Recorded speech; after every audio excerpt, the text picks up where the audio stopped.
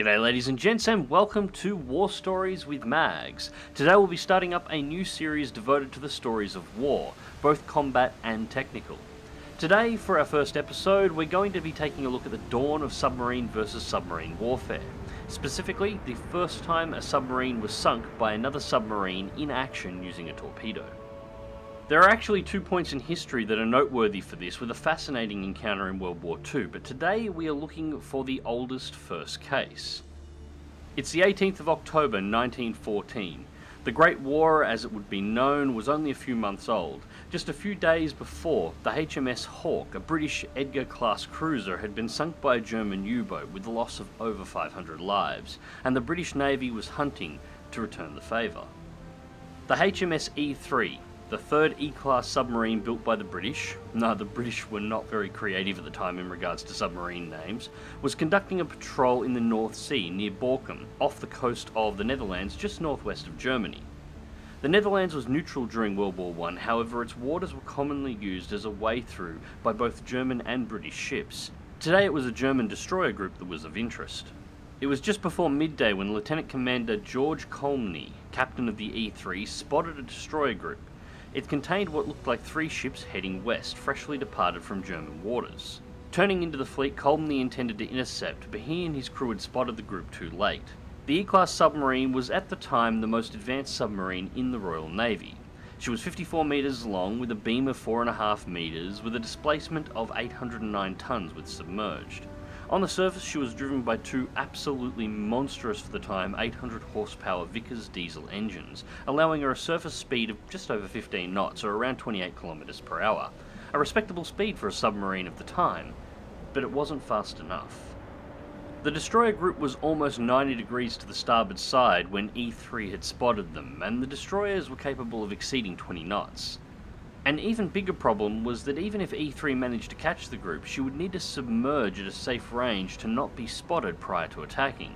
The electric engines on the E3 were again some of the best available at the time, but submerged she could only at best make around 9.5 knots, or around 18 km per hour.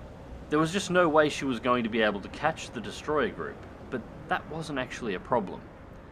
After shadowing the destroyer group for several hours, as long as E3 was able to keep them in sight, Captain Colmany seemed convinced that the destroyer group was a simple patrol sent to look out for and engage any Allied shipping attempting to approach Germany down the coast of the Netherlands, and as such it would need to return, most likely down the same route that it was on.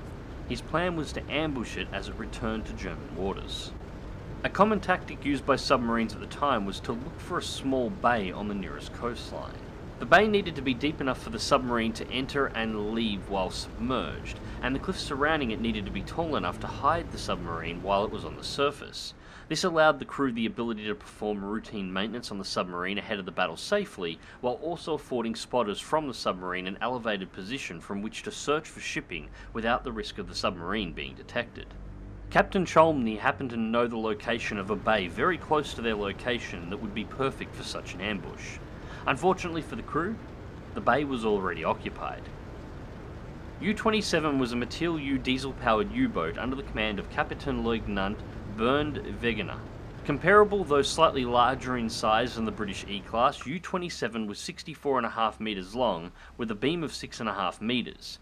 She had just completed a maintenance pass and was preparing to return to her patrol for British shipping approaching Germany, when her lookout spotted something at the mouth of the bay.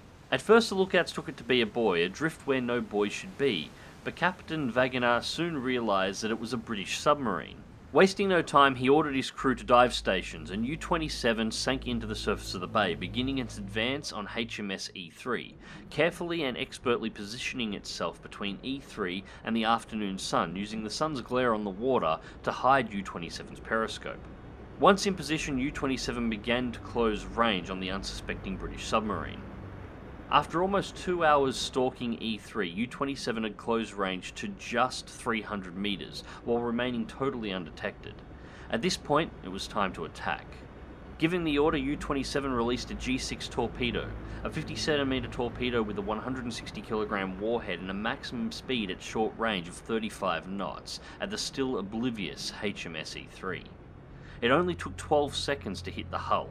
The torpedo struck the stern of the E3 just behind the main bulkhead that divided the engine room from the crew living compartment. The explosion ripped the engine room open and triggered a second explosion internally. The force of the explosion was strong enough to rip the entire stern section of E3 from the main hull, splitting her in two. U-27 initially spotted survivors in the water, but fearing her location had been reported and E3 was there to hunt her, and a potential second British submarine may be nearby, she withdrew from the area for safety. Around 30 minutes to an hour after having confirmed that she was alone, U-27 surfaced to provide aid, however there were no survivors left. HMS E3 and her crew of 31 was lost with all hands. A story of the wrong place at the wrong time, the E3 has the unfortunate distinction of being the first submarine to be sunk in action by another submarine. Anyways, ladies and gents, I hope you enjoyed the video. As the first of a new series, I'm always interested to know what you all think, so please feel free to leave your opinions and comments in the section below. As always, links to my social media and to my Patreon are also available in the video description, and I'd like to make a special shout out to my patrons. YouTube has a love for demonetizing any videos relating to the history of warfare, so my supporters on Patreon are what is allowing this series to be made. As always everyone, remember to click that like button and subscribe if you want to see more from me, and until next time, take care mates.